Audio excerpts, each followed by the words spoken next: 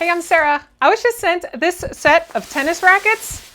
This is an awesome kit. You get 2 tennis rackets, 4 balls, and some replacement for the actual handles. Let's open these up. These are super lightweight. It is a carbon fiber on here. These strings are really tight. It's a 27-inch racket. The grip is a nice, solid grip that feels really good on my hands. I really appreciate how well that's done.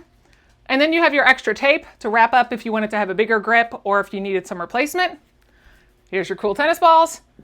And then this other one I haven't actually opened yet because I wanted to show you how it was packaged in here. So you got your carrying case that you can adjust on the back here. So you can carry it across your back while you're going somewhere.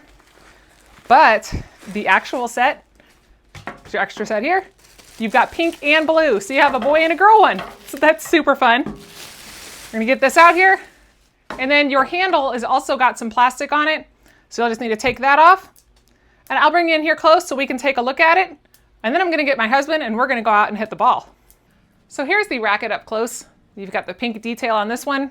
And this one you can see the blue. It's got your little MBFISH right there.